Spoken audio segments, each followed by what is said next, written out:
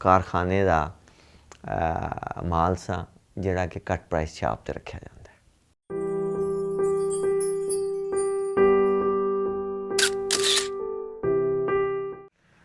और फिर मेरा सफ़र जनाब चलद्या होया 90 तो जिसले असी अगे आए तो मसला सी कि भाई विआह कौन करेगा इस बंदे नाल, किहड़ी बीबी इस बंदे नूं फोन करेगी।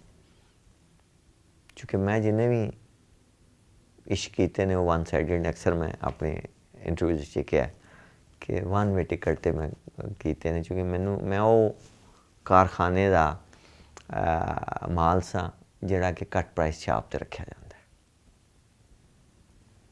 वो वड्डी असली दुकान ते नहीं सजाया जा सकता, चूँकि वो नुक्स होंदा है कि वो जिहड़े कोई सस्ता होंदे ना वो थोड़े जे पैसे घट ते लोग उन्होंने ले लैंदे ने।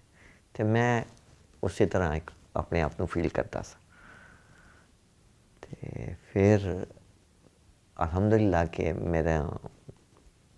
मेरी कज़न मेरे ताए की बेटी मेरे बाप ने गल की थी उन्हें ओन कर लिया, क्योंकि साढ़े लव मैरिज नहीं सी, लेकिन अल्हम्दुलिल्लाह 30 साल हो गए हैं। उस औरत ने मैनू बड़ी इज्जत दी, मेरी औकात तो ज़्यादा।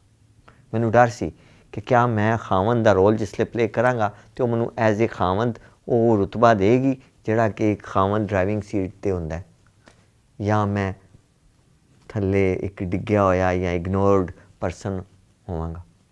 लेकिन उस औरत नूं मैं बड़ी दाद देना जिन्हें मेरे नाल गुजारा किया। और मेरे अदबी शौक मेरे अदबी जनून जिहड़े सन उन्हें कदी मैनू डिस्टर्ब नहीं किया। मैं पेंटिंग भी की है, मैं फ्लर्ट भी किए ने, मैं इश्क भी किए ने, ईमानदारी नाल भी इश्क किए ने, फ्लर्ट भी किए ने। चूँकि शायर अदीब क्रिएटिव जिहड़ा है जद तक पानी विच पत्थर ना डिगदा रहे तो लहर बनती रहे तो चंगा काम है। जिसले वो बननी बंद हो जाए तो क्रिएटिविटी जिहड़ी है ना तखलीकी अमल ख़त्म हो जाता, रुक जाता।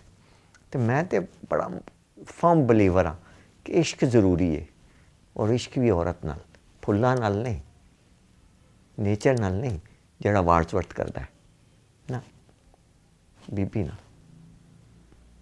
इश्क होई मुहब्बत जिहड़ा इश्क मजाजी तो इश्क हकीकी अल तुहानूं लै जांदा है।